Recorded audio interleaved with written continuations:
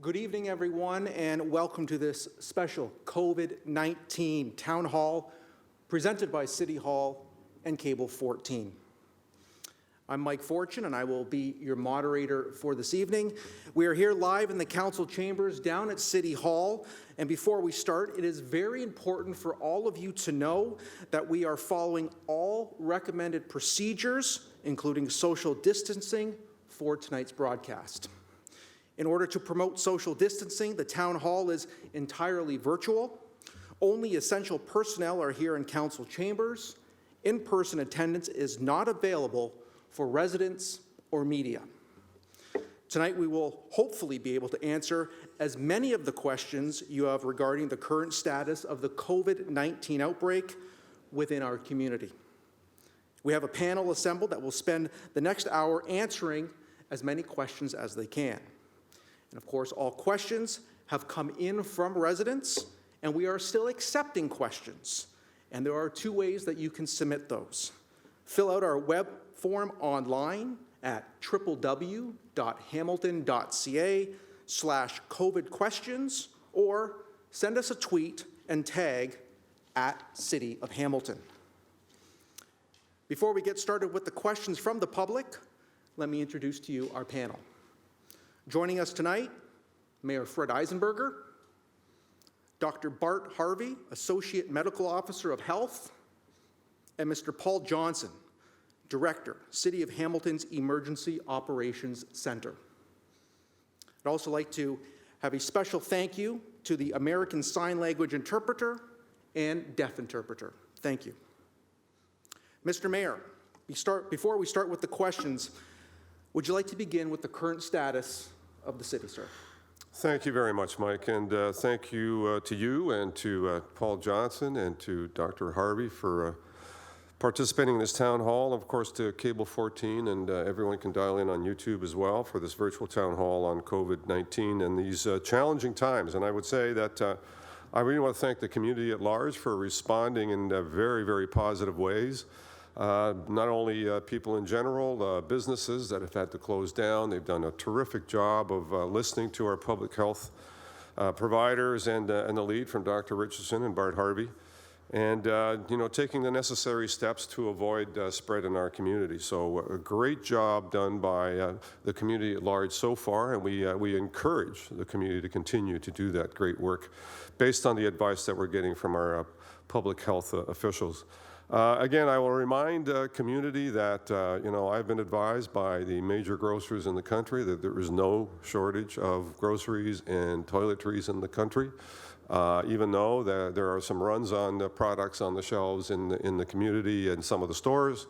The supply chain is there. Those shelves are going to be replenished, and so if everyone would just buy what you need, don't need to hoard or buy more than you need for a couple of weeks as you normally would, then there'll be much available for everyone to get through this challenging time.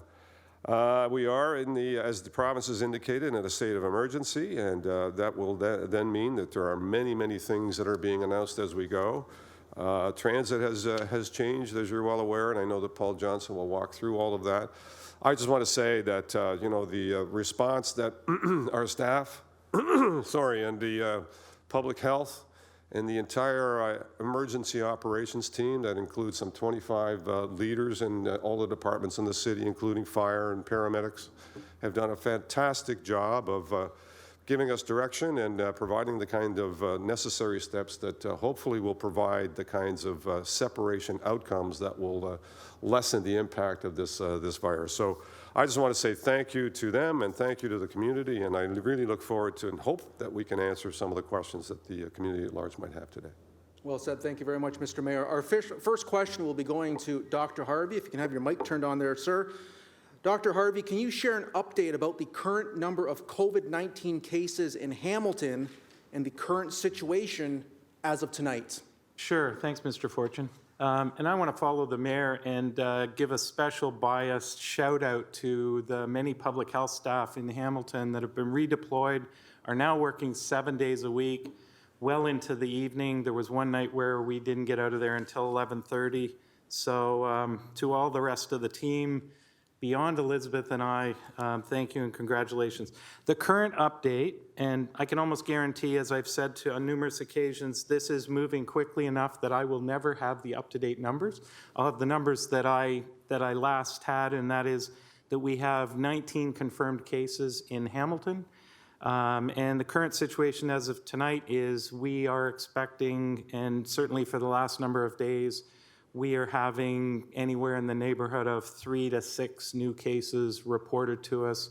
We have certainly dozens of people that are being referred to the assessment centers for testing. It's still a small proportion of them that are testing positive, but we have growing numbers, and that doesn't surprise us, and we're kind of dealing with them accordingly. Just curious, are these cases where there are positive results, is it based on because they have met or been in contact with people who have been traveling abroad, sir? Well, I'm glad you asked that, Mike. So we certainly have a mix of folks. The test criteria are the symptoms of fever and or cough and shortness of breath, and then travel back from one of the affected areas or contact with someone. Certainly the assessment centers are just that. They're not just testing centers. So we have trained, experienced clinicians that are taking a history from these folks, examining them, and they're using their clinical judgment. So in some instances, they will have a clinical hunch, if you will. Apologies to my clinician colleagues out there for using that.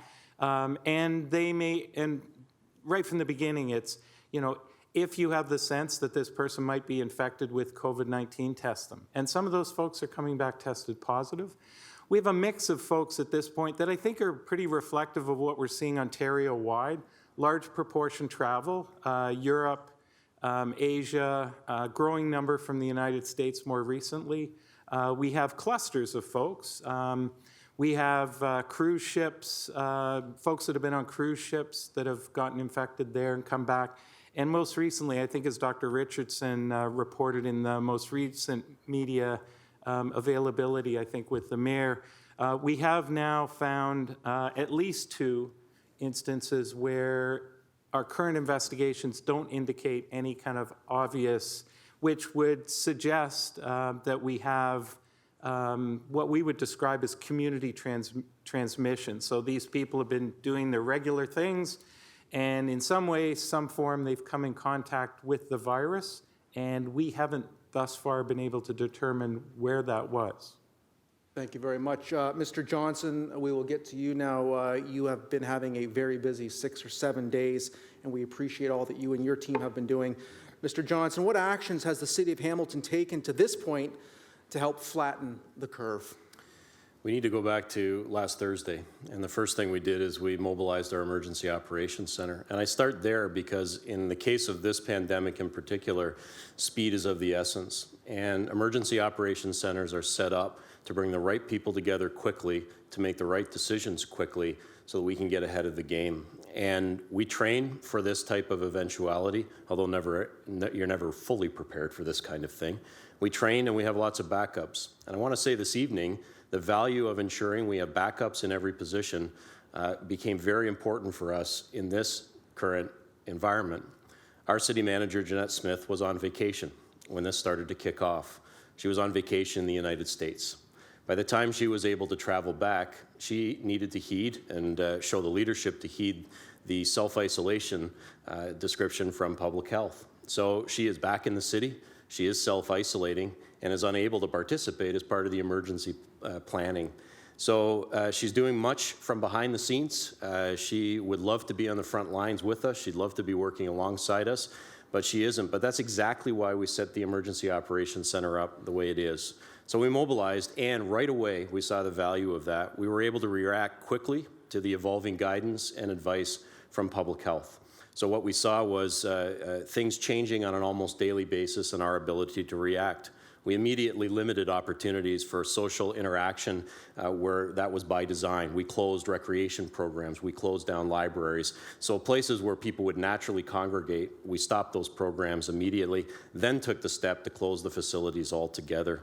We have most recently decanted most of our staff out of our own offices. Just 2 days ago, we had an almost full staff complement in our offices, As of today, only 15% of our staff are actually physically located in offices doing work. And those are folks that actually need to be in the office for certain activities, and it's really hard for them to do that at home. So the vast majority of our workforce is at home, working from home. And that's the kind of leadership we expect, quite frankly, other businesses and organizations to take as well. That's the way that we reduce the interaction between people, and that's the way we flatten the curve. Mr. Johnson, thank you very much. We'll continue on. Dr. Harvey, can you explain the significance of the community spread? And the city, they've been sharing that we are unlikely to be infected with community spread. Is that still true? I know you kind of touched on it, but could you just go a little deeper, please? Sure, Mike. I'm going to make the analogy with something that we're a lot more familiar with because we've had years and years of it, and that's influenza. Influenza comes back every year. By definition, influenza is community spread. We don't track down cases. We don't try to figure out who they came in contact with. We just know that the influenza virus will circulate in the community. Starts no earlier than the end of August and runs through till the springtime, and we'll track the numbers of positive test results so that we know where it is. People generally, when they get ill with influenza, they don't know where they got it. It might be a family member, so they know that a family member got it, they must have got it from them. They might be right, they might be wrong. That would be community spread. So with COVID-19, we're early enough, as people would have heard me say last Thursday when the mayor and I were together for another media availability, that at this point we're in the early stages and we're still trying to use containment. So we're trying to identify every possible person who is infected as soon as possible. We're interviewing them, finding out who they've come in contact with, asking them to go into self-isolation to break the transmission of the virus, to kind of take them out of circulation, if you will, so that we decrease, if not eliminate, the risk they can pass it on. When we get to community spread, which again, as I alluded to, we think we have at least 2 out of the 19 cases that we haven't been able to figure out. They don't have a travel history, so they didn't import it from somewhere else because they weren't somewhere else. We can't find kind of people around them that they've interacted with that have that international travel. So somewhere in their kind of usual processes of moving around, they came in contact with the virus and they become symptomatic for it, enough symptomatic that they've been referred on for assessment and ultimately been tested. I would say in any given year, even very active, heavy years of influenza, the majority of people in the community won't get infected with influenza. So even in those years, it's going to be a minority of folks. Now for them, it's a hardship. For the healthcare system, it's a hardship because many of them will be quite ill. They might need to be admitted. They might need acute services, and we only have finite amounts of those. So I would still say that the minority of folks are going to get infected with this virus or know that they're infected with this virus, because it's possible that people have been infected and it's a minimal infection. They don't even know that, it wasn't enough to prompt them to go and seek health services. Thank you very much. We're going to continue on because I know more and more testing is happening, especially at Hamilton Health Sciences starting tomorrow. So with that said, Dr. Harvey, how does someone get tested for COVID-19? Sure. Well, people have been tested now for several weeks. Seems like forever, but I know it's not that long. We began to ramp up because in the beginning, we were concerned about how this virus was spread, whether it could be spread over longer distances. So the amount of protection that people needed to be in to limit inadvertent transmission of the virus. So in the beginning, it was the emergency departments in the city that were doing the testing. As we learned more about the viruses and as our colleagues in the 2 hospitals in the city geared up, then they were able to move over to the urgent care centers. And at the beginning of this week, we've again, with partnership with the wonderful primary care community in the city and with the hospitals, have now moved to 2 dedicated assessment centers. And there are plans as we need them to expand the testing facilities more. People would get tested. So first and foremost, and I can't highlight this enough, this is a test that's meant to diagnose sick people. This is not a screening test. If, the first question that any of the screeners would say are, are you well or are you sick? And if the answer is that people are well, then, the first response is, then you don't need to be tested. That doesn't mean that you might not need to be tested in 3 days' time if you become symptomatic. But it's meant for being able to determine, is COVID-19 the reason that this person is ill? So if somebody's not ill, even if they've traveled back from one of the hot spots in the world, we would still advise them to self-isolate at home, just on the off chance that they were infected. And if they become symptomatic, let us know, and we'll facilitate getting them into testing. So someone would get tested by having the appropriate symptoms.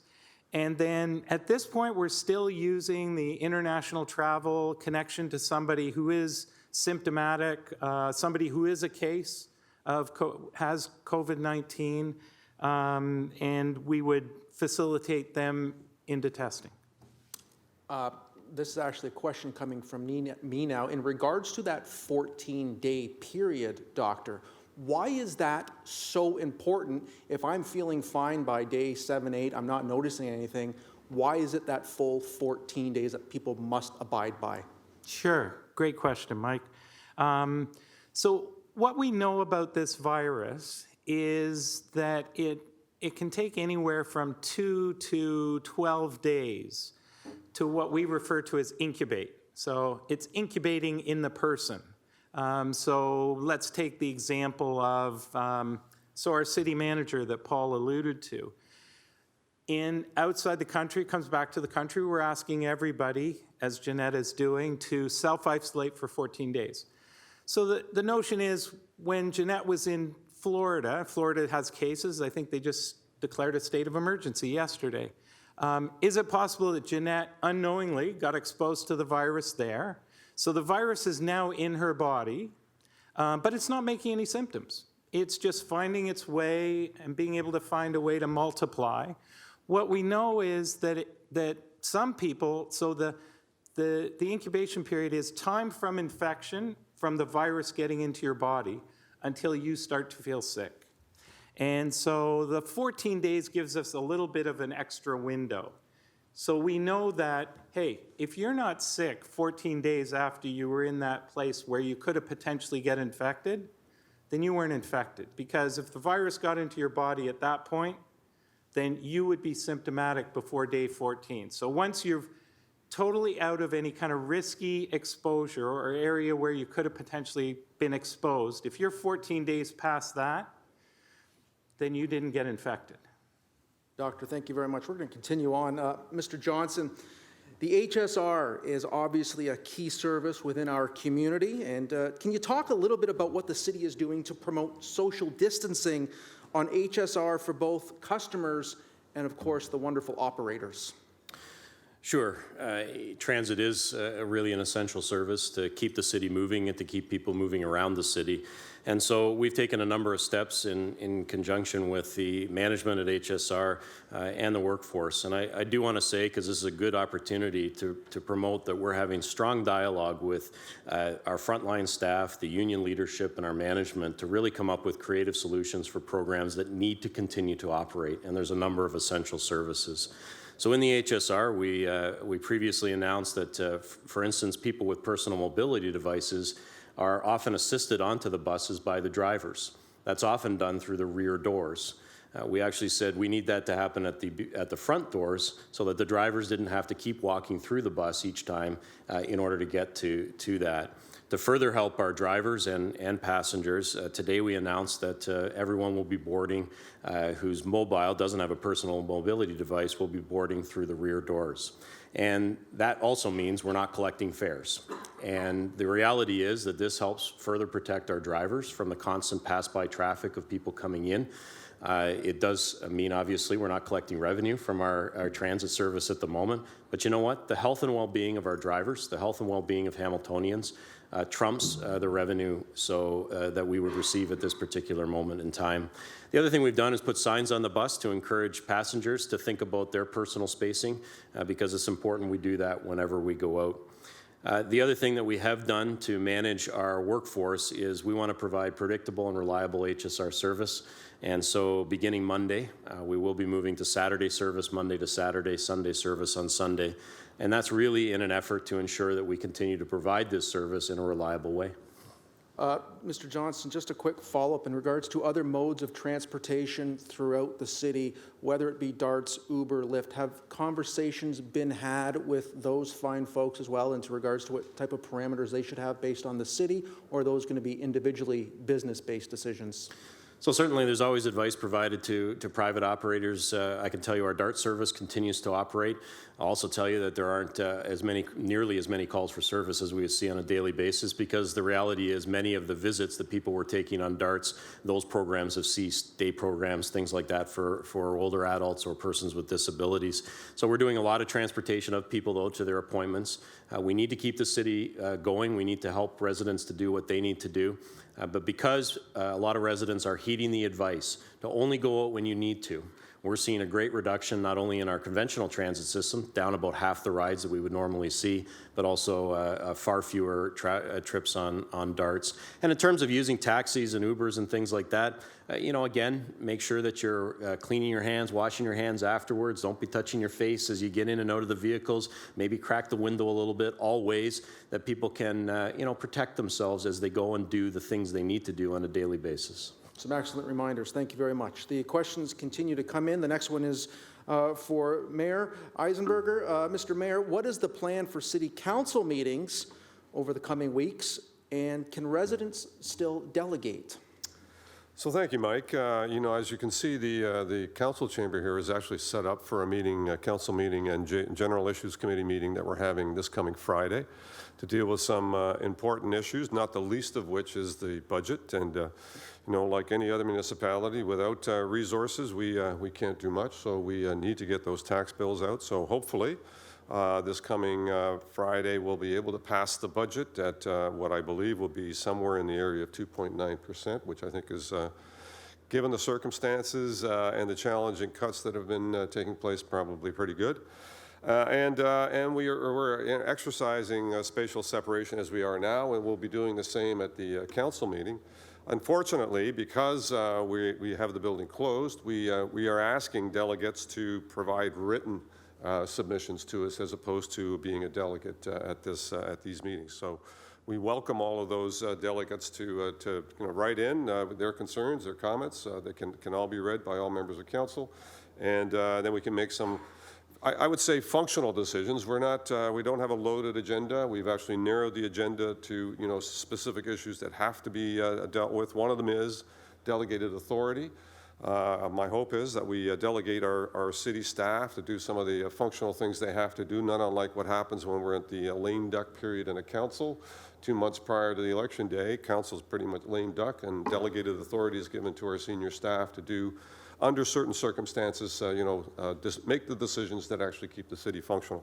And so we'll do that then as well. And I understand for future potential council meetings that and we've asked the province for this authority to allow for dial-in electronic, dial-in meetings for some. Right now, some of the councillors have to self-isolate as well. And maybe down the road, that may be even more significant. Some may be ill or otherwise. And so, during this period, province, will you allow us to have a dial-in and vote, procedure through technology that currently isn't allowed legislatively through the Municipal Act, nor is it allowed in our procedural bylaw. My sense of it is that the province is probably going to allow for that, and hopefully we'll enact that on Friday, but not have it in place until such time as the technology and all the approvals are in place down the road. So we intend to keep council going as much as we need to, but only when we need to. And so delegated authority means that the staff can make, the primary decisions. unless something dramatic happens, I think council will concede that, the city will continue to function, EOC will continue to function, and if we need to come together as council, hopefully, if people are ill, we can do that through technology. Thank you very much, Mr. Mayor. Again, you are watching the COVID-19 Town Hall presented by City of Hamilton and Cable 14. Please continue to submit your questions by going to www.hamilton.ca/COVID questions or send us a tweet and tag @City of Hamilton. The next question will be going to Dr. Harvey. Doctor, what kind of direction is the city providing to grocery stores, small businesses, and takeout restaurants around cleaning and sanitizing? Sure, thanks, Mike. So I'm going to channel influenza again. COVID-19 is a respiratory virus. There's a whole family of respiratory viruses that we've known for years and years and years. This just happens to be the newest one. It has some uniqueness, but the advice would be the same advice that we would give through influenza seasons to try to decrease the risk of influenza being transmitted. So we know that viruses can be on surfaces. The estimate so far for this virus is in the right kind of environment or circumstance, it could live on a surface for up to 9 days. But we also know that diluted bleach, hydrogen peroxide, alcohol, cleaning solutions can totally disinfect the virus. So keeping surfaces clean, using those solutions to keep surfaces clean will decrease the risk that, if the virus happens to get on a surface, then cleaning it up. Depends on how frequent. I know that certainly at many of the counters when the city was still open and people were interacting, where you have a lot of people that are coming through, cleaning those surfaces on a regular basis. Maybe it's not after every client, but on a regular basis. Just recognizing that you've got a flow through banks and bank tellers, et cetera. So keeping those surfaces clean, the handles that people are touching, but quite frankly, all of that would be good things to do, any time to decrease the risk that people could come in contact with a virus that happens to be left on the surface. And of course, people can increase the protection for themselves, frequently washing their hands, 20 seconds with hot water and soap. I think as Paul alluded to, keeping their hands away from their face, although I'm sure that I've touched my face 2 or 3 times. So, these natural reflexes are not easily heard today, that it's a comfort thing. If you're sick, stay home. Like sick with something else. You're just not feeling well, stay home. Wait until you're feeling better and you're feeling healthy. Even give yourself a 24-hour period. If you see somebody that is sick in your workplace or that, stay away from them. Even kind of maybe send them a note or yell across the room and say, shouldn't you go home? Take care of yourself. And clean surfaces. You mentioned door handles and money. One thing that popped into my mind as well is also point-of-sale terminals. We're constantly putting in our codes, checking in savings. Stores and restaurants should also be aware of those if they're being used. Sure, anywhere that human hands are going to be. I don't actually remember mentioning money, but from a guy named Fortune, money is a good thing, Mike. Always thinking of it. Absolutely, good thing. In fact, earlier today, I was over and, I like paying in the old-fashioned way, and the person that was serving me said, wait a minute, I need to put my glove on. So put a glove on before I handed her over the old-fashioned currency. Does the disease also stay on, or the virus, I should say, also stay on clothing for up to 9 days as well? You should be putting your laundry in regularly? So again, I think part of what the virus needs is it needs somewhat of a moist environment to be able to, I think once it's kind of totally dried out. So I'm not sure that clothing is really going to, with it being as porous as it is, certainly a nice veneered surface, a nice kitchen counter that's got a nice smooth, watertight, not going to dry out very easily. Certainly laundering clothes on a regular basis is, I don't think it's a bad thing in a civilized society.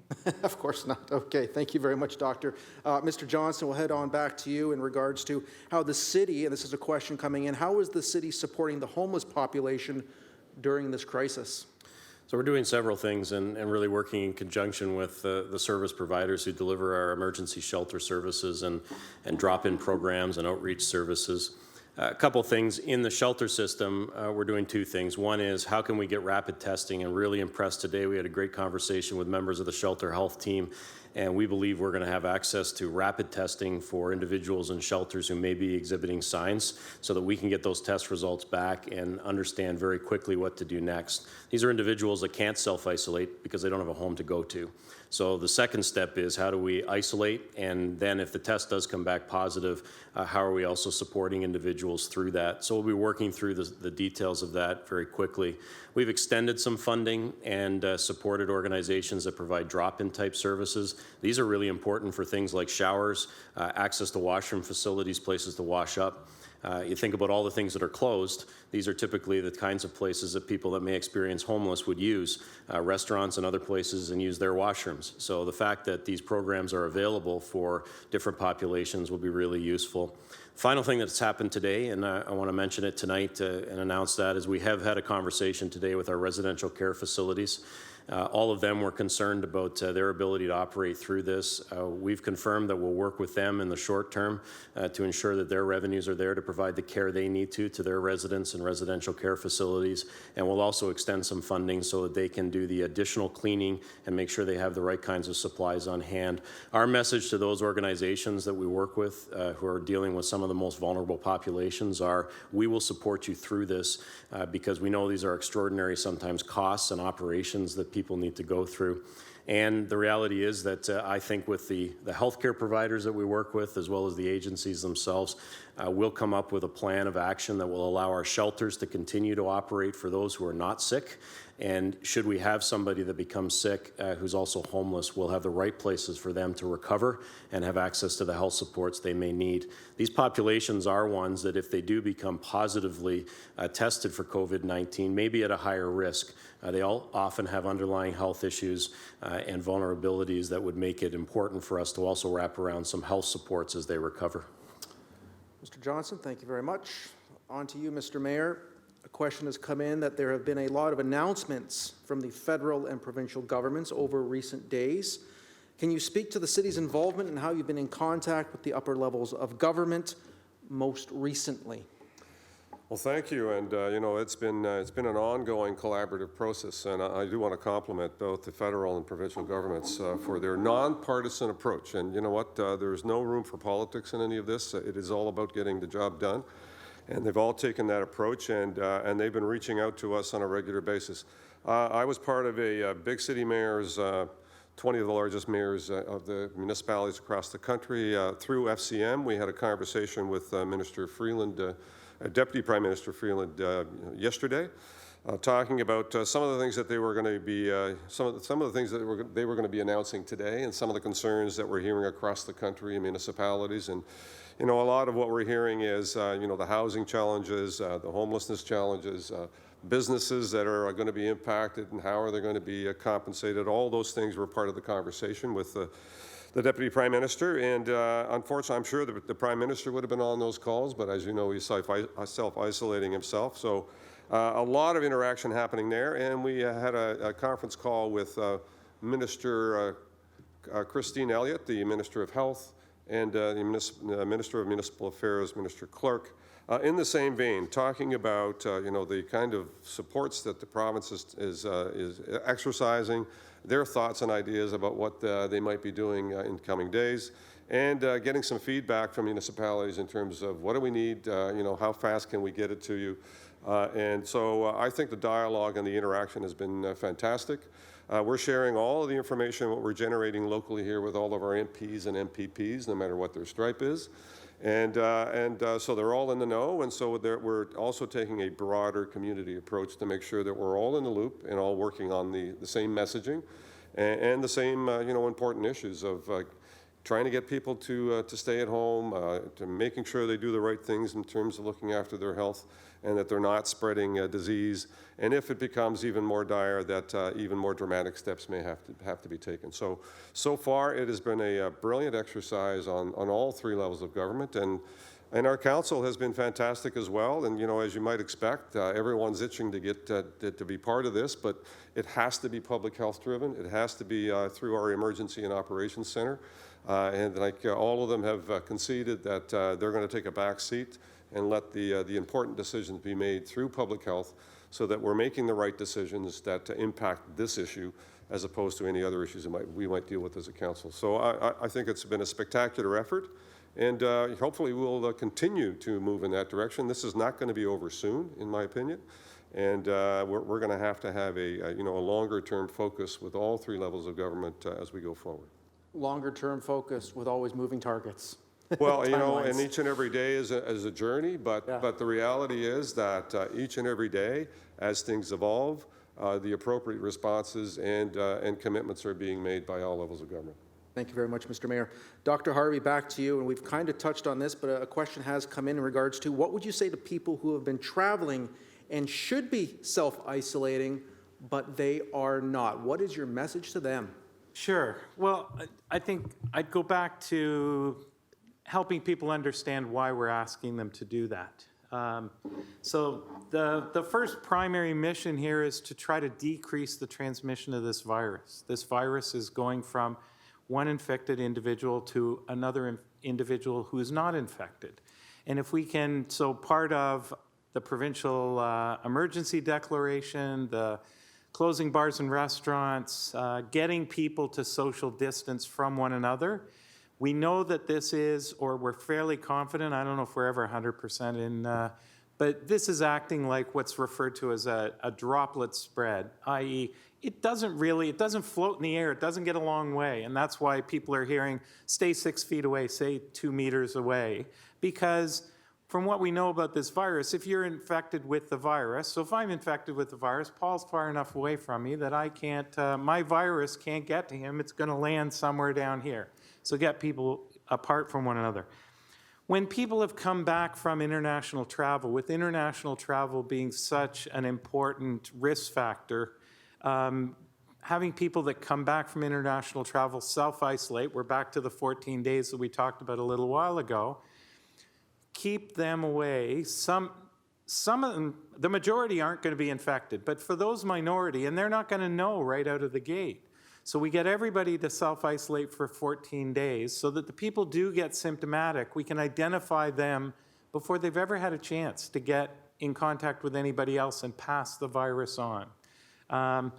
What would I say to people that aren't self-isolating? I think I'd try to help them understand why we're asking them to do that. The risk that they're posing to other people if, in fact, they become symptomatic, if they are infected and they can transmit it. 17 years ago in SARS, the nice thing about SARS was, for the most part, people that had SARS did not pose a risk to anybody else until they became symptomatic. That made it easy. So you become symptomatic, we get you out of the way. Or what we did then was we quarantined people that were in contact and we waited and see if they were symptomatic, but they didn't have the chance to transmit it. In fact, SARS was walled off and stopped by public health initiatives. This virus is a little more crafty than the SARS virus in that it appears that for upwards of the 24 hours before somebody becomes symptomatic, you can transmit it to somebody else. So you feel perfectly well, you're moving around, you're doing what you regularly do, but oh, by the way, all those people that you interacted with for that 24 hours, you ran the risk of transmitting the virus to them, and now they have a whole new group. So we're trying to break that chain of transmission. So I guess I would try to help those folks understand why we're asking them to self-isolate. The 14 days, as we talked about earlier, Mike, if they're asymptomatic at the end of 14 days, then we know that they weren't infected when they were on that international travel. To those people who are self-isolating and do have symptoms, and the symptoms potentially start to get worse, what can they start to do to start to self-medicate, to look after themselves? What should they be doing? Great question, Mike. So the first is anyone that's, and I think the brochures that people are receiving at the airports when they come in from international destinations are giving them instructions. One of the instructions is what symptoms to look for. So developing a fever, developing a cough, a worsening cough, developing shortness of breath. reach out to phoning Telehealth Ontario, call your local public health department, call your family physician, let them know, I was traveling internationally, I've been back for 7 days, now I'm starting to feel sick, what should I do? They'll ask them about their, what we talked about earlier as to what are the criteria for people being assessed. And for somebody like that, we will arrange for what we call as a warm handover. In other words, we want it to be as controlled as possible so that we can arrange with one of the assessment centers, give the person instructions as to how to get there in as safe a way as possible. Again, minimize transmission. Get them into the assessment center, get them tested, get them back home to continue self-isolating. That helps us to determine, are they infected with COVID-19? Then our staff will reach out to them to ask them, by any chance, who in the previous 24 hours of you becoming symptomatic might you have had contact with? Because we now want to self-isolate those individuals, because again, the mission is decrease, ideally eliminate the transmission of the virus, because it needs new hosts, new people that aren't infected. That's where it continues its life being. So we're trying to block off that from the virus. We're going to continue on. You're getting a lot of questions here, Dr. Harvey. In regards to kid-friendly activities, I know I've been spending a lot of time with my son and daughter taking lots of walks. What activities are safe during this time? Can they go to parks? Can they have play dates? Can we take our kids for a haircut? Sure. So again, I think it's the 2 meter distance.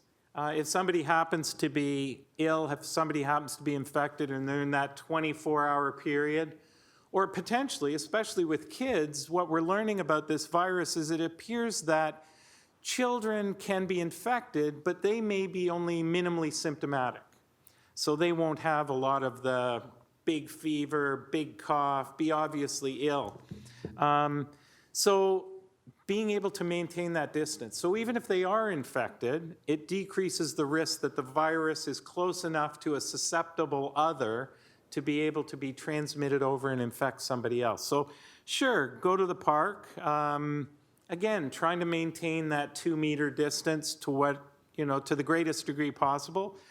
Play dates become a bit of a challenge because, the 2 meters and the kind of the social distancing becomes a little more challenging. Our advice is, to whatever degree possible, maintaining social distancing.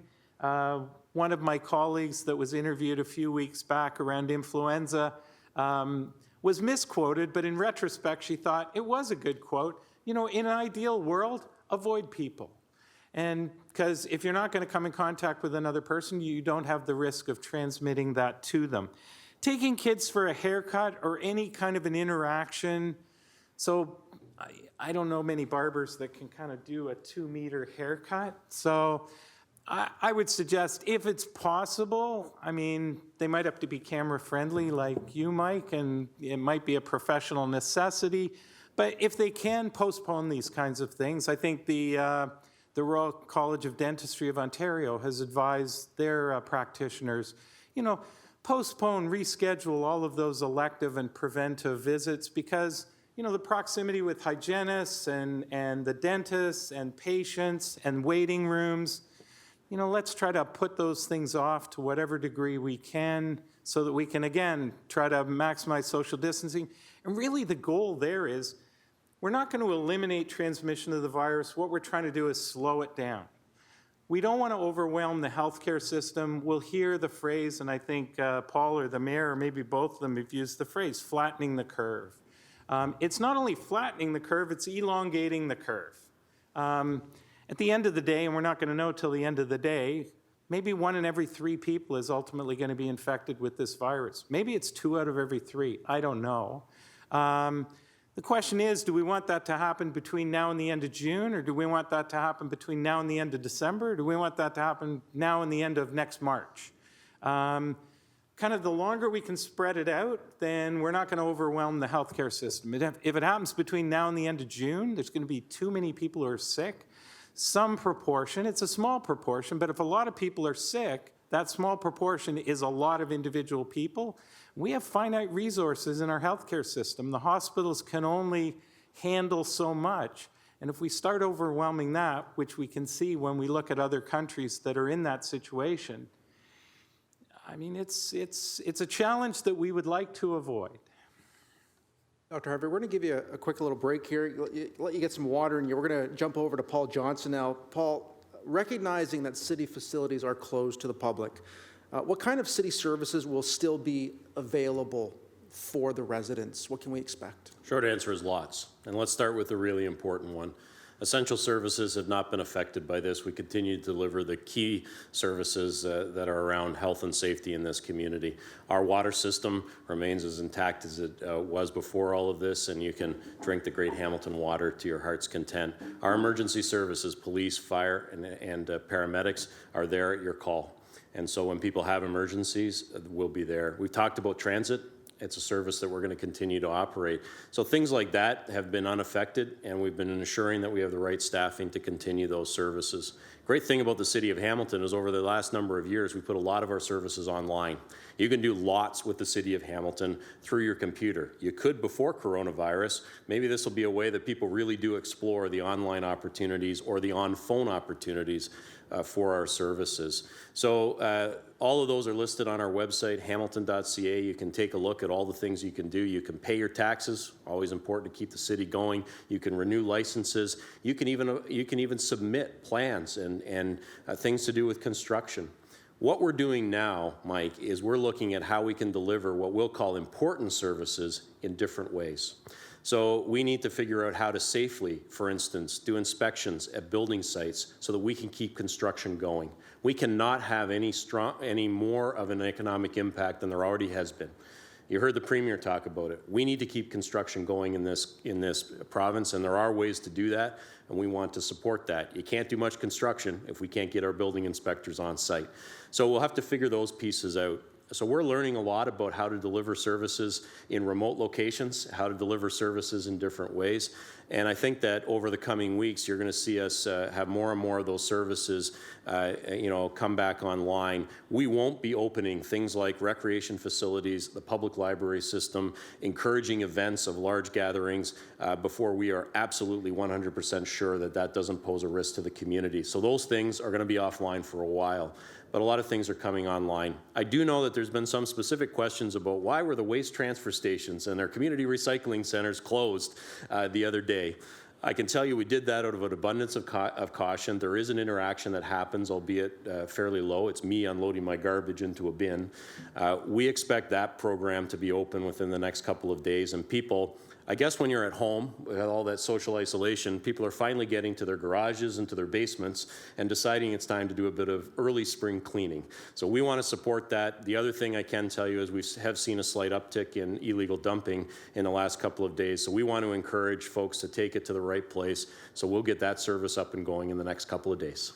Thank you very much, Paul. Mr. Mayor, what measures will be taken to ease the financial burden that COVID-19 will have on small businesses? Yeah, thank you, Mike. That's a good question. Now, let me just finish with, I think it was yesterday they announced the transfer station closings, and I couldn't get out of my driveway before I was informed by one of my neighbors that he couldn't get rid of his garbage. So that was an instantaneous reaction that obviously filtered through, and hopefully we can get that service back up and running for the people that are doing exactly what Paul was talking about, which is they're doing their spring cleaning. They're going home and rifling through the things that they meant to get rid of and haven't done. So a lot of that is happening.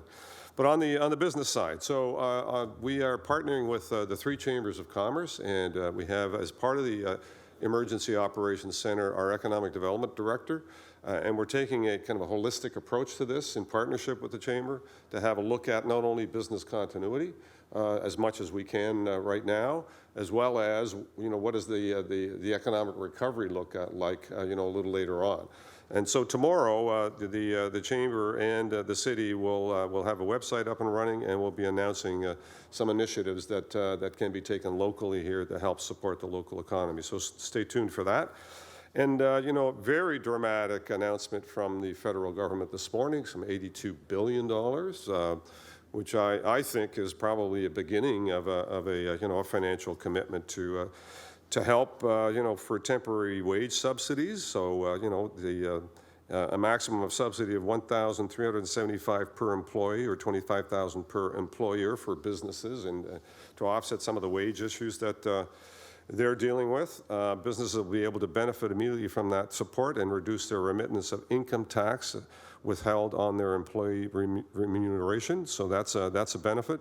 Income tax deferral, so that can now be deferred until August the 31st.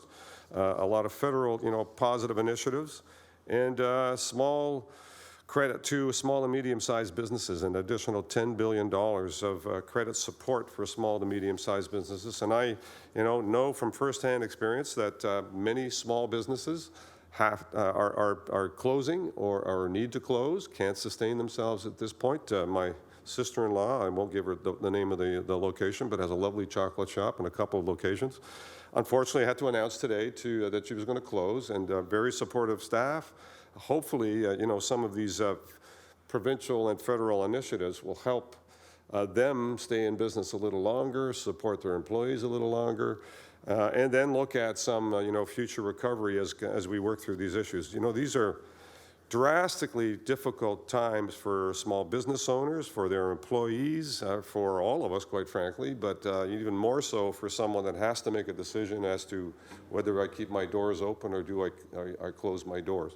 The mandated ones have been the restaurants that are required to close. What I'm doing is each and every day, I'm ordering in or ordering out, doing takeout from some of our local restaurants to help support them as they kind of work through these issues. So far, it's been the French and Buddies on the Mountain, and we'll spread that out around town. Our residents can do the same. If you're accustomed to going out for lunch, maybe you could call ahead and do a takeout order. That will help support them. You can buy gift certificates. I think some of those are the localized ideas that can happen for local businesses and future employees. So I would say most of the financial benefits are going to come from our federal and provincial partners. $82 billion sounds staggering, but I would think that there's probably more on the way. And hopefully that will stem the tide of some of the economic challenges that we're going to face here in all of our communities right across the country. Thank you very much, Mr. Mayor. Dr. Harvey, back to you. Earlier, you had mentioned that this virus can stay around for up to 9 days on surfaces. The question that we have coming in now, is it safe to share books and puzzles with friends or neighbors while in self-isolation? And would the virus live on these types of objects? Sure. Well, again, as we talked about earlier, Mike, it depends on what the surface of the puzzle or the book is. Many of them are laminated, so they would be that kind of waterproof. I think my advice would be to give them a wipe down as well, either when you're receiving the book or when you're handing the book off. I was in a restaurant recently and took note that when this was before they were closed and when you could still sit, but even at that point, at the entrance desk, figure out how many people they were, and they had kind of a wipe there. So each of the menus, they were wiping them down before they took them over to the table for us. I think the same thing would serve. The whole notion of kind of, with friends or neighbors, we get back to the point of being able to try to, games of euchre or bridge, you're usually within 2 meters of one another. So, there's modifications as to what you can do, but certainly human beings, for the most part, are social beings. So being able to find ways to interact with one another in the same space, but trying to give social space, or using other modalities, FaceTime, Zoom, Skype, to be able to have, be able to see the facial expressions and that. But acknowledging that the virus can survive up to 9 days on a surface, so giving it a wipe down with that diluted bleach or an alcohol wipe, a Clorox wipe, whatever, is a great thing to do. Thank you very much. And it has been fun on social media watching how people are being creative with pub crawls and so on and so forth. Anyways, Paul, we're going to come back to you now. We talked about closures, and I know this is a bit of a moving target, but the question has come in, so I will ask it. In regards to closures and impacts, do you foresee it to go beyond April 5th, 2020? So the short answer is we don't know, and that's the short answer, but let me elaborate just a bit. We did choose a time frame. One is that allowed us to just mobilize and work towards something. It did match up with what the province was doing around their schools as well. And so it's been, I think, what we call the first milestone. Let's see what happens at that time, about 3 weeks time when we announce that. I think as I look at this situation, and no one has a crystal ball, it becomes harder and harder for me to believe that in now just over 2 weeks, we're going to be clear of this situation. And I don't say that because I have any crystal ball, but I listen to even the health folks who say, yeah, we might be in some situation that's better in 2 or 3 weeks. It might be 4 to 6 weeks.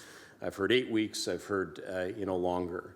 So I think we are making our plans now, and this is all part of the Emergency Operations Center planning process. First of all, you deal with what's right in front of you, and you set some targets, and that way you can spend less time arguing about time frames and more time just getting on with the business at hand. So we did choose a fairly short time frame. Our work right now is to actually plan, so if we get closer and closer to that April 5th date and we realize that we can't reopen some of these programs as quickly, that we're going to find alternative ways to deliver some services, and the reality is others may remain close to the public. But we're going to do our work over the next couple of weeks to see where we're at. But I really don't see, and believe me, we scour on a daily basis for someone who can say, here is even a vague timeline. I'll take vague at this point. Forget precise. And I think what we're doing right now is we're managing through this. And it's a cliche that I know people just kind of shrug off, but a new normal is that we're spending less time interacting with people, even the people that are close to us. The new normal is we're finding different ways to deliver services that are non-essential so that we can keep going, because this isn't going to be over in a day or two, or perhaps even a week or two. And those are things that we haven't dealt with before in this community, and we're all going to have to rally together. And as the mayor says, and as you've said, be creative about the ways that we can support business when we can't go there. Be creative with the way we can have fun and interact when we can't go to some of the places that we love to go and have fun and interact with. That's going to be the way things are, I think, for a little bit of a period of time. And the more we get our head around that, the more we'll do to get ourselves back into that recovery mode. Thank you very much. Mayor, final question is going to go to you. You have about 2 minutes. Hoarding and price gouging are severely reducing in-store availability and affordability of essential materials. What can the city do to facilitate orderly, socially responsible distribution of these materials? Yeah, I mean, we've talked about that often, Mike, and, as I said at the outset, hoarding isn't necessary. There is no supply chain issue for groceries and toiletries. Toilet paper comes up a lot. There is no need for people to, take 6 months' supply worth of those goods. The supplies are going to continue to come in. The supply chain is functioning, as we are aware from all of our grocery chains. So just take what you need. Don't take more than you need. And next time you need to go to the grocery store, if you've left some behind, then there'll be something there for you as well. So I'm hoping that that people will take that approach. Let me just reinforce what Paul said in a minute ago. I mean, we can all think about timelines. Nobody really knows how this is going to play out. The important thing that happens right now is that everyone has to assume and act like they're a carrier. If you don't, then you potentially could unwittingly, as the doctor says, you could potentially unwittingly contaminate someone else, and that's where community spread starts to take off. So if we all assume that we're potentially a carrier and act accordingly, so maintain that spatial separation, wash our hands, cough into our elbows, stay home as much as possible, then we have an opportunity to try and curtail this, sooner rather than later. In the absence of that, it really lies in the hands of the community. We can make all the recommendations in the world. If the community at large doesn't participate, and so far they have, if they don't continue, then we are going to have continuing problems. But so the encouragement is, presume you are a carrier and act accordingly. If you're ill, stay home for sure. If you've been away, stay home. And if you're going to be out and about, and maintain that spatial separation. I'm asking everybody to work hard, be kind to one another, be reasonable in terms of what you do in terms of shopping, and be generous to those that are having challenges in our community more than everyone else. To Mayor Fred Eisenberger, Paul Johnson, and Dr. Bart Harvey, thank you very much. Also to our American Sign Language interpreter and deaf interpreter, thank you very much. If you are looking for more information, we have a hotline. You can obviously visit www.hamilton.ca/coronavirus. You can call 905-974-9848, or you can email phscovid19@hamilton.ca. We'd like to thank everyone for your questions and for watching tonight. Please continue to monitor Cable 14 and other local media outlets for the latest news and updates from the City of Hamilton regarding the COVID-19 outbreak. Again, thank you to our panel. And as I always like to say, Hamilton, look after yourself, look after each other, and be safe. Thank you and good night.